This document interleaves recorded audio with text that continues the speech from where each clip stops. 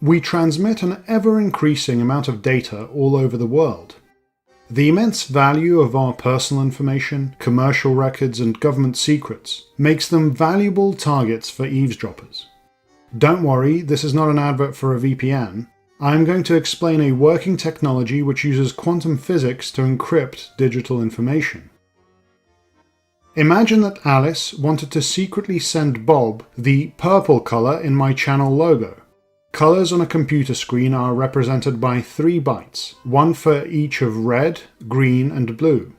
3 bytes of 8 bits each means a sequence of 24 ones and zeros. One way Alice and Bob can keep it secret is with a technique called a one-time pad. Alice takes a digital key which she has shared with Bob beforehand. This key is just a binary number, also composed of 24 bits, but they are chosen completely at random. They deliberately have no informational value whatsoever. Now Alice performs what is called the exclusive OR operation, XOR for short, to each of the bits in turn. Put simply, if both bits are the same, then the result is 0. If both bits are different, the result is 1. In effect, the key has been used to flip some of the bits of the original information, the color purple. The information has now been encoded. Any eavesdropper who intercepts it does not know which of the bits have been flipped and so cannot decode the message. But for Bob, who has the key, it's very straightforward to flip back only the correct bits. Even a slow computer can do or undo the XOR operation very easily. The one-time pad is a very good encryption method because there is no mathematical or logical way to decode the message other than just knowing the random key. The downside is that the people communicating, Alice and Bob in my example, must have shared the key beforehand. If you wanted to browse a website securely, you would have to physically go there first to share a key. In fact, you would probably also want to keep going regularly and sharing new keys, just in case a hacker did get their hands on an old one. That is impractical, so websites which begin with HTTPS and other internet services use what is called public key cryptography. In this case, Alice and Bob have a pair of keys. One is private that each of them keeps individually, and the other is public which they can share. The approach is named after the fact that even if the whole world knows their public keys, Alice and Bob can still communicate amongst themselves securely. Naturally, it is much more mathematically complicated than the one-time pad. Public key cryptography is secure for now, but there are problems on the horizon. For each of the current methods in use, some flaw with the mathematics may be discovered, which breaks it. This will be done by a major group of researchers working for years, not some hacker in their bedroom, but this has happened before. More ominously, it is very likely that quantum computers in the future will be able to break public key methods. So we're back to the one-time pad. How can we distribute the keys securely without physically having to go somewhere? Quantum physics also has the answer. Light is made up of photons which have a polarization. This is the direction in which the electric field oscillates. The polarization can be measured at the level of individual photons relative to some axis or direction. If you measure in the vertical direction, you can tell whether a given photon is oscillating up and down or side to side. This is binary, so Alice and Bob could communicate their one-time key by, for example, calling the side to side 0 and the up and down 1. Before I go into the finer details, here is how Alice and Bob make sure that the key they exchange is secure. The polarization is a fundamentally quantum mechanical property, which means that a photon can be in a superposition of the two mutually exclusive outcomes, oscillating up and down and side to side simultaneously. If there is an eavesdropper, they will need to intercept each photon in turn to measure it. By making the measurement, they will collapse the quantum state of the photon. It is that collapse from a superposition of both states to just one or the other which tells Alice and Bob that an eavesdropper is present. If that's the case, they will throw away the key and try again later, or call the police, or do whatever is necessary until the eavesdropper is gone. When there is no eavesdropper, Alice and Bob can be sure that only they, and no one else in the universe, knows the key. The simplest approach to quantum key distribution was that of Bennett and Brassard from 1984, or BB84 for short. As I mentioned, Alice can send out photons with a given polarization corresponding to ones and zeros, and Bob can measure them. It's actually quite easy to create photons with a given polarization. Many sunglasses or optical filters work by letting through light of one polarization and filtering out all the rest. Every time a photon goes through your polarizing sunglasses, you are effectively measuring it in a quantum mechanical sense. There is more sophisticated and precise equipment to do this too, of course, but it's relatively cheap. Making the quantum state of a photon into a superposition of vertical and horizontal polarizations is also quite easy. Simply turn the emitter of photons 45 degrees on its side. Relative to Bob's vertically aligned measurement system, each photon is now in a combination of both possible outcomes. This is because quantum mechanics fundamentally only allows a measurement to give specific results. Another word for this is discrete in the mathematical sense, or quantized. This is what gives quantum physics its name. If Alice's emitter is at 45 degrees clockwise to the vertical, each photon has a 50% chance of being measured horizontally and 50% vertically. Of course, Bob can also tilt his measurement equipment by 45 degrees clockwise, and then, whatever Alice sends, he would measure correctly 100% of the time. In the original BB84 paper, having your equipment in the vertical orientation is referred to as the rectilinear basis. In that case, a vertical photon corresponds to a 1 and a horizontal photon to a 0. Tilting the equipment by 45 degrees is referred to as the diagonal basis, where a photon which is oriented like a backslash is a 1 and one that is like a forward slash is a 0.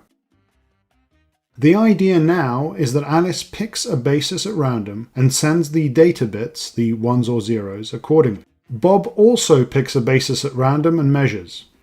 On average, half the time they will both pick the same basis, the same alignment, and whatever bit Alice sent, Bob for sure has accurately received it.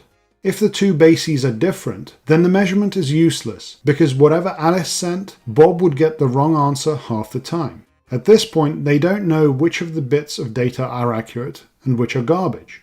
They now share the sending and measurement bases publicly. This means that anyone can possibly intercept the information. But that's okay. These are just the bases, not the bits themselves, so it doesn't matter if the whole world knows what they are.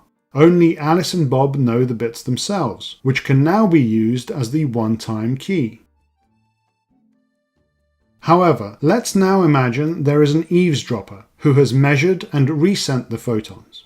Because the eavesdropper doesn't know which basis was used to send out the photons, they will inevitably use the wrong one at some point and mess up the communication between Alice and Bob. Let's say, for instance, that Alice sent out the backslash photon in the diagonal basis. The eavesdropper by chance measures in the rectilinear basis and sends out a vertical photon. Bob measures in the diagonal and gets a forward slash. In other words, Alice sent out a 1 and Bob got a 0 because of the eavesdropper. Alice and Bob select some of the bits they think they've shared successfully and compare them publicly. If any of them don't match up, they know an eavesdropper was present. One trick the eavesdropper could imagine is somehow duplicating the photons which Alice sends.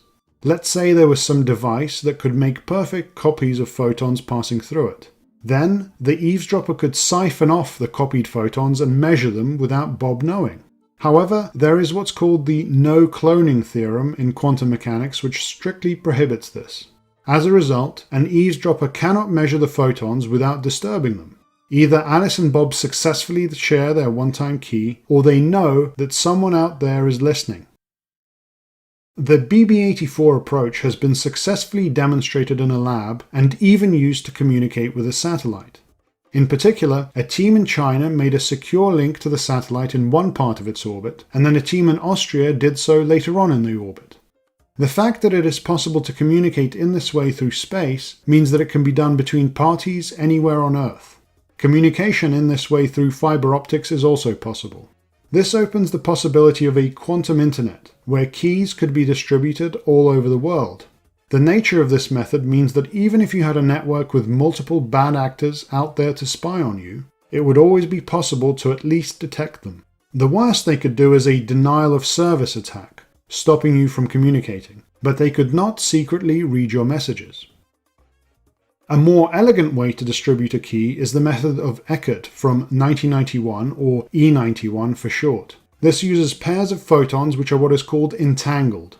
In short, this means that measuring one affects the other, even if they are many kilometers apart. In E91, Alice and Bob each receive one of a pair of photons in what is called the Bell singlet state.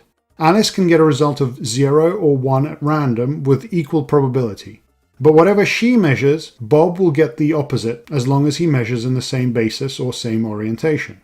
This is a rather complicated quantum effect, but it has been shown that a measurement Alice makes on her photon affects the photon of Bob or vice versa. Strange as it would seem, the act of measuring one photon seems to pop the polarization of the other into being. According to our best understanding, the outcome of the first measurement is also totally random and cannot be predicted until it is made. As before, Alice and Bob will measure their photons either in the rectilinear or diagonal bases at random. Some of the time, they will measure in the same basis, and some of the time in different ones. They share their measurement bases after the fact and use the times when they happen to measure in the same basis to set up a one-time key. The key is random due to the quantum nature of entangled photons. If an eavesdropper intercepted and resent the photon going to Bob, it would no longer be entangled with the one going to Alice, which can be detected. I won't go into the math, but each of them actually has 3 or more ways to orient their measuring devices. They use the times when the bases were not aligned to calculate how correlated the measurements are.